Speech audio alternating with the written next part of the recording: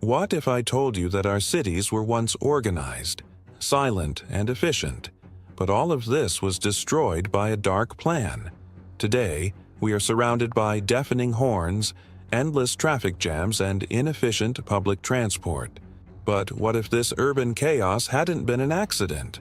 What if it had been deliberately created by large corporations who saw an opportunity to profit at the expense of the quality of life of millions of people?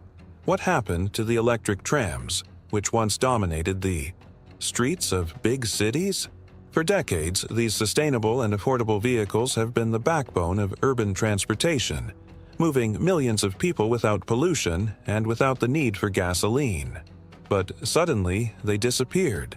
It wasn't a coincidence. Someone wanted this to happen. Corporate interests? Billionaire lobbies? Conspiracy? What you're about to discover could change the way you view the history of urban transportation. The destruction of the electric trams was not a mistake. It was a calculated blow. Big cities already had an efficient, clean, and accessible transportation system, but a small group of powerful companies made a decision that put us in this nightmare of chaotic traffic. Who did this, and why? And, most importantly, what has it cost us all? If you've ever spent hours stuck in traffic, paid a lot of money to fill up your car, or been angry about a crowded and late bus, know that none of it needed to be like this. The solution already existed, but it was destroyed. Public transport could be different, more efficient, cheaper, and less polluting. But this was not the most profitable option for those who wanted to control the future of cities. And now comes the question that no one likes to answer.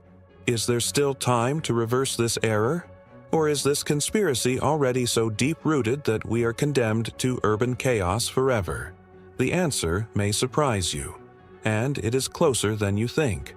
Imagine a world where you don't have to spend hours in traffic, where the streets aren't always congested, where public transport is efficient, cheap, and quiet. Imagine crossing the city in just a few minutes, without having to spend a fortune on gasoline, without getting stuck on crowded buses, without depending on a car to get around. This world existed. It is not a futuristic concept or a utopian idea. It has already become a reality in several cities around the world, but it was ripped out of our hands. In the late 19th and early 20th centuries, electric trams were the backbone of urban transportation. They emerged as a revolution for mobility, radically transforming the way cities worked. Cities such as Los Angeles, Chicago, New York, and San Francisco had advanced streetcar networks, connecting neighborhoods, facilitating travel, and ensuring that people could get to work, schools, and shopping centers quickly, cheaply, and comfortably. Unlike the diesel buses or fossil fuel cars that dominate the streets today, electric trams were silent and did not emit pollutants. They glided smoothly along the tracks, providing a stable and predictable ride. Cities were more organized without the need for huge parking lots, without the chaos of thousands of cars competing for space on every corner. Traffic flowed better, noise pollution was minimal, and the air quality was incomparably better than what we have today. If you could go back in time and walk through the streets of big cities back then, you would see something completely different from what we have today. There were no endless traffic jams, the streets were not dominated by private vehicles, and public transport was not an option of last necessity, but rather the main means of transportation. The electric tram was reliable, punctual, and cheap. In many cities, it was enough to pay a small fare to travel for kilometers without having to deal with the stress and unpredictability of modern traffic. Trams were not just a means of transport. They defined urban planning. Cities grew around tram lines, with entire neighborhoods developing from the connectivity these vehicles offered. Companies, schools, markets, and leisure facilities were strategically positioned along the lines, ensuring that the population had easy access to everything they needed.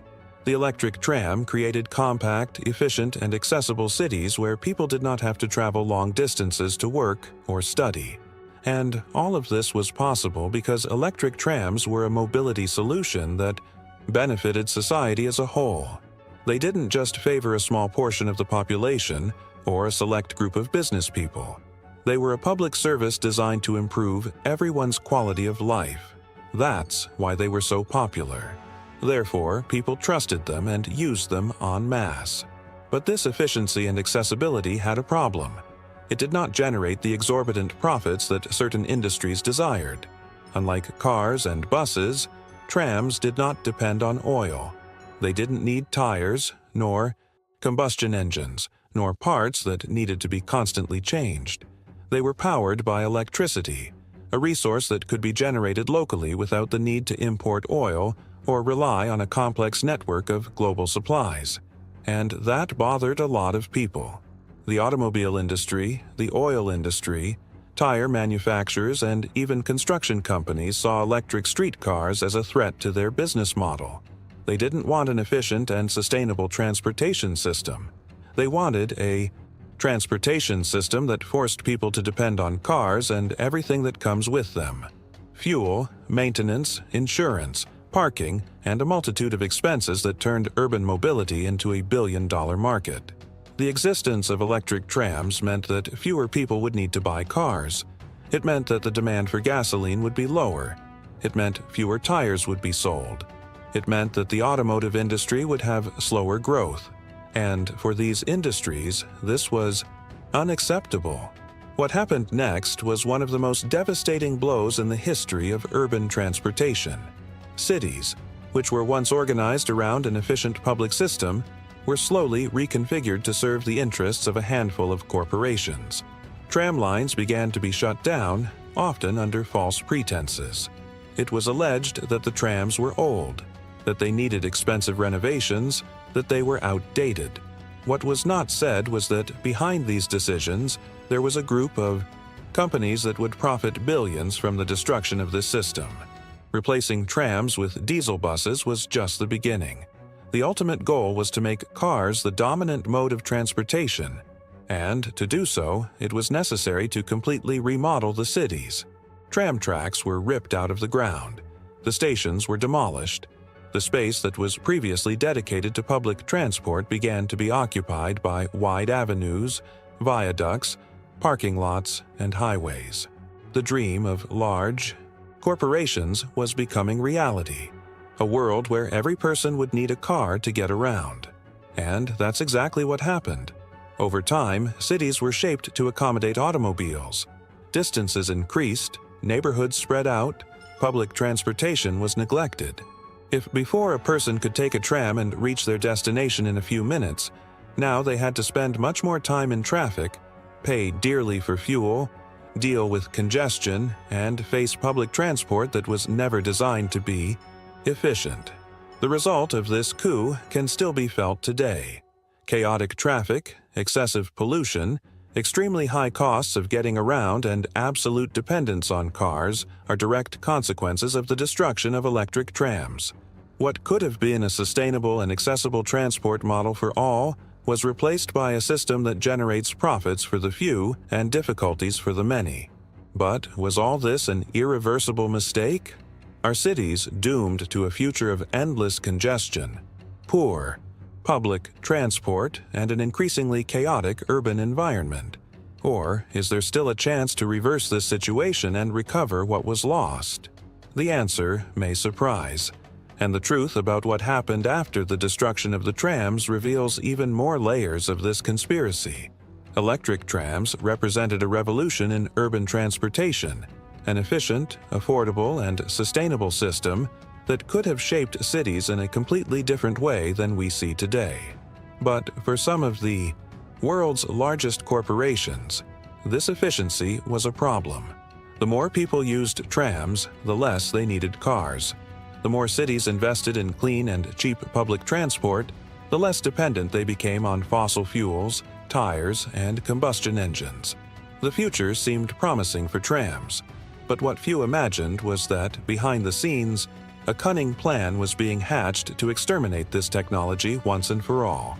The coup began to be engineered by some of the most powerful corporations of the time: General Motors, leader of the automobile industry; Firestone, a tire giant; Standard Oil, which dominated oil production, and Phillips Petroleum, which saw the decline of electric trams as the perfect opportunity to expand the fuel market. These companies had a clear goal: to completely reconfigure urban transportation so that it became dependent on their products. And the only way to do that was to eliminate electric streetcars and replace them with modes of transportation that required gasoline, tires, and spare parts. But how to destroy such an efficient and popular system without arousing suspicion? To do this, these corporations created a shell company called National City Lines. The strategy was simple, and at the same time brilliant. This company would start buying the electric tram networks of several American cities, promising to modernize the system and bring improvements. At first, the population saw this change as a positive investment, believing that the trams would undergo technological updates. But the reality was completely different. As soon as National City Lines took control of a streetcar system, the cuts began. Service became more irregular, rates rose, maintenance was neglected. Little by little, the population itself began to feel that the electric tram was no longer as efficient as before, and that was exactly what the corporations wanted. After sabotaging the operation of the trams, the companies claimed that the system was obsolete and that the trams were no longer viable. And what was the proposed solution? The replacement with diesel bus. It was the perfect hit. They themselves had destroyed the efficiency of electric streetcars, and now they were selling a solution based on exactly the products they wanted to push into society: vehicles that needed Firestone tires, General Motors engines, and Standard Oil fuel. This attack didn't just happen in one city. It was replicated in several urban centers. Cities like Los Angeles, Chicago, New York, and San Francisco, which once had extensive electric streetcar networks, began to see their systems crumble. The tracks were removed, the tram fleets were deactivated, and in their place, diesel buses appeared. The official justification was always the same: trams were old-fashioned, expensive, and could not meet modern demand. But that was just the narrative these corporations wanted the public to believe. The truth is that buses were never a worthy replacement. They were more expensive to operate, more polluting, and less efficient. Unlike trams, which had their own tracks and didn't get stuck in traffic, buses competed for space with cars on the streets, making traffic even worse. But none of that mattered to the companies involved in the scam. They had achieved what they wanted: transforming urban transport into a market that made them billions. The effects of this blow did not take long to be felt. With streetcars eliminated, cities increasingly relied on buses, which were more expensive to maintain and had much longer wait times. But over the years, the buses themselves began to be deprioritized. Investments in public transport decreased drastically, while cities began to invest in roads, overpasses, and parking lots. The new urban mentality was no longer designed for public transport, but rather for favor private cars. And so, dependence on the automobile became inevitable. But this transition was not spontaneous.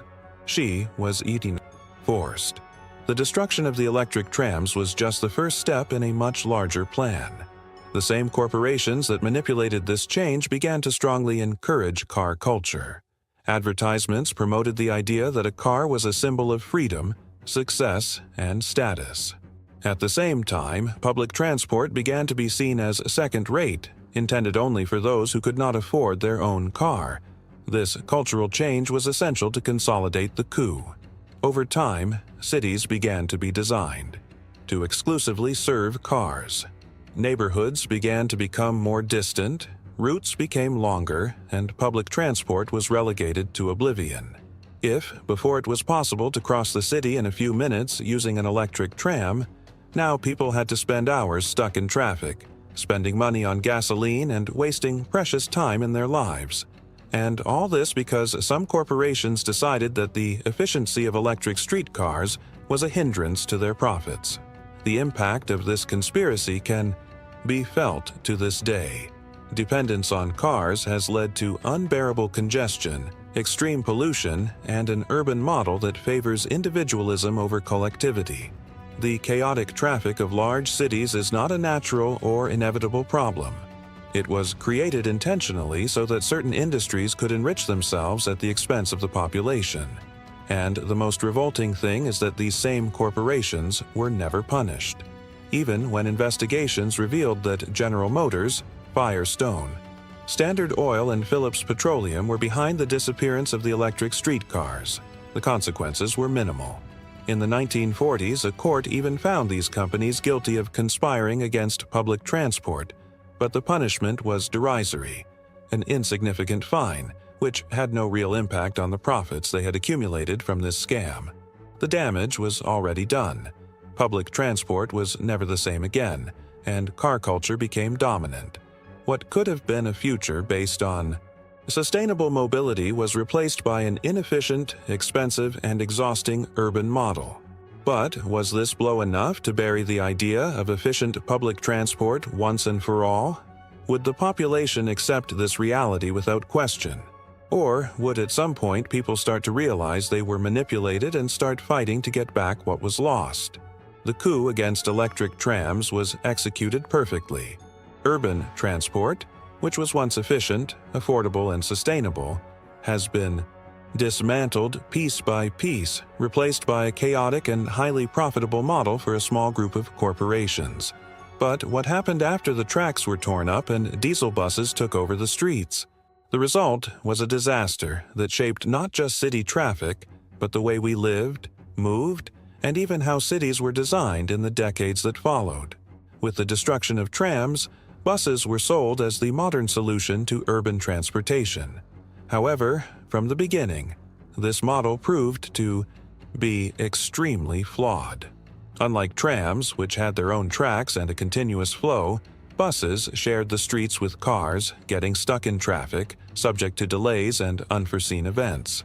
The transportation experience, which was once fluid and efficient, has become frustrating, unpredictable, and time-consuming. Tram routes were eliminated or reduced, and passengers who had previously relied on the system now had to deal with much longer wait times and a lower quality of service. At the same time, the infrastructure of cities began to transform to accommodate the private car. New avenues were built, viaducts began to cut through entire neighborhoods, and the space that was previously intended for public transport began to be occupied by parking lots. The concept of a walkable city began to disappear, and the car became an essential item for those who wanted to travel efficiently. Cities began to be designed for vehicles, not people.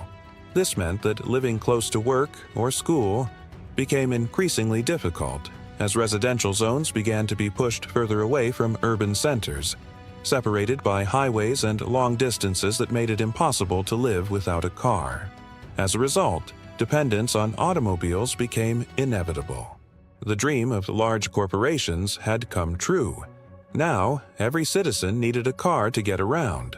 But this dependence created problems that worsened over the decades. Traffic, which was previously practically non-existent when trams dominated the IT streets, has exploded into daily congestion that wastes hours of the lives of millions of people. If before it was possible to cross the city quickly using the tram, now every journey has become a battle against traffic jams that seem to never end. Furthermore, pollution has reached catastrophic levels. While trams were powered by electricity and did not emit polluting gases, diesel cars and buses made the air in cities practically unbreathable. Toxic vehicle fumes have contributed to a range of public health problems, from respiratory illnesses to a significant increase in soil and water pollution. The environmental impact of this urban model was devastating. But, again, large corporations never worried about it. His goal has always been to sell more cars, more tires, more fuel, regardless of the consequences. And that wasn't the only impact of this change. The urban economy was also profoundly affected. The cost of living skyrocketed, especially for those who couldn't afford to buy a car. In many cities, public transport has become so inefficient that those who do not have their own vehicle face extreme difficulties in accessing jobs, services, and opportunities. What was once a basic right, access to efficient transportation, has become a privilege. Low-income people were the most affected, forced to live in areas increasingly further away from urban centers, spending a large part of their income just to move around. Public transport, which should be a priority for any modern city, was gradually scrapped. As most people were being forced to buy cars, governments began to invest less in buses and trains, making the systems even more precarious. Routes were cut, waiting times increased, and public transport was associated with a lack of options, rather than an intelligent and sustainable choice. The U.S. has become one of the most automobile-dependent countries in the world. While other nations that have preserved their trams and invested in efficient systems, such as Switzerland, Germany, and Japan, today reap the rewards of well-planned, sustainable, and connected cities. The city model focused on cars has not only brought mobility problems, but also quality of life. If previously neighborhoods were built around tram stations, allowing people to live close to work, schools, and markets, the new reality has forced an ever greater distance between the places where people live and where they need to be. This phenomenon created a vicious cycle. The further people had to drive to get anywhere, the more space was dedicated to cars, and the less space there was for public transportation, bike lanes, or pedestrian areas. Urban life has become an isolated experience, where everyone is trapped inside their own vehicle, disconnected from the rest of the city. What makes this story even more outrageous is that this model was not adopted because it was best for people. It was imposed by a successful conspiracy, a plan meticulously orchestrated by corporations who wanted to ensure that no one had any choice but to rely on their products. The infernal traffic in big cities is not an accident of fate. It is not an inevitable problem of population growth. It was carefully constructed to enrich a few industries at the expense of the frustration, wasted time, and money of millions of people around the world. Even knowing all this, the reality remains the same. Every day, millions of people spend hours stuck in traffic jams that might not otherwise exist. Every day, millions of liters of fuel are burned, polluting the air and accelerating climate change, simply because a more efficient public transport model was deliberately destroyed.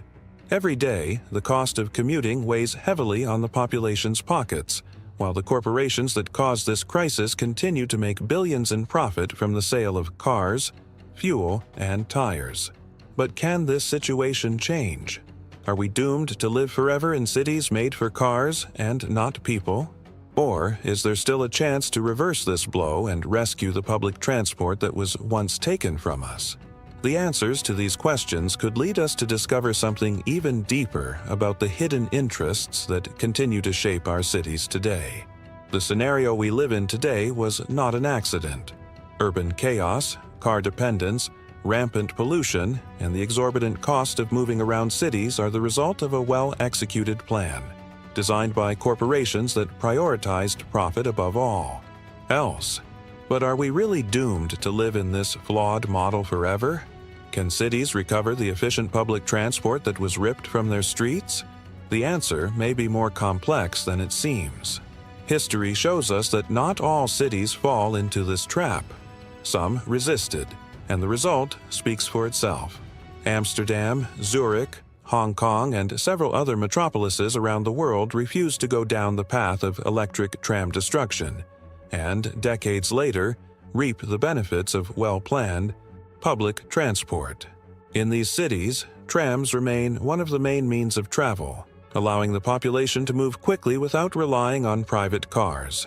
The impact: more organized streets, less traffic, less pollution, and a quality of life much higher than in cities that surrendered to the automobile model imposed by large corporations. The contrast between these places and the cities that destroyed their streetcar systems could not be more stark. While in Los Angeles, New York, and Sao Paulo, millions of people spend hours in traffic, spend fortunes on fuel, and deal with precarious public transport. In cities like Zurich and Hong Kong, mobility is a simple and efficient experience. What did these cities do differently? They chose to invest in public transport instead of giving in to pressure from automakers, oil companies, and the entire industry that depends on car sales. And even in the United States, where the coup against streetcars was most brutal, there are attempts to reverse this error. Los Angeles, ironically one of the cities that suffered most from the destruction of streetcars, is now trying to bring this idea back. Tram revitalization projects appear as an alternative to chaotic traffic, but the difficulties in implementing these changes are enormous. The auto industry lobby is still strong, and any attempt to take space away from cars and give it back to public transport faces resistance from politicians and business people who profit from automobile dependence.